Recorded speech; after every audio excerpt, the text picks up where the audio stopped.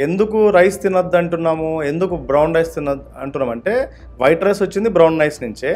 But brown rice పైన ఉండే ఆ ఫైబర్ ఏదైతే పొట్టు ఉంటుందో సో దానివల్ల స్లోగా డైజెస్ట్ అవుతుంది. అదొక మేజర్ రీజన్.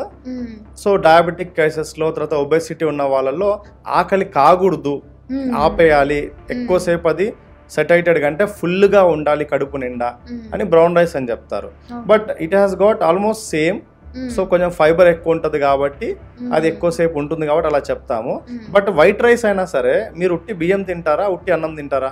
ఎవరైనా సరే అంటే ఉట్టి అన్నం తినం, అన్నాన్ని ఇలా చేసుకొని అన్నం ముద్ద చేసుకొని తినం కదా. దాంట్లో ఖచ్చితంగా ఏదో కర్రీ వేస్తాం, పప్పు వేస్తాం. ఇంకా ట్రెడిషనల్గా చెప్పాలంటే బాగా మంచి నెయ్యి వేసుకొని మంచి కర్రీస్ వేసుకొని ఏ కర్రీ ఉన్నా ఏ పప్పు ఉన్నా నెయ్యి ఖచ్చితంగా వేస్తాం. అట్లా మనం రైస్ని ప్రాపర్ వేలో with good amount of fibre, fat అంటే నథింగ్ బట్ నెయ్యి, పప్పు, కర్రీనో ఏదో మంచి అమౌంట్స్ ఆఫ్ వేసుకొని తింటే మీరు వైట్ రైస్ అయినా తినచ్చు. అంటే మీ కండిషన్కి ఒకవేళ వైట్ రైస్ తిన్నా ఏమి ఇబ్బంది లేదు, హ్యాపీగా రివర్స్ అవుతుంది మీ ప్రాబ్లం అనుకుంటే వైట్ రైస్ హ్యాపీగా తినచ్చు, రోజు కూడా తినచ్చు.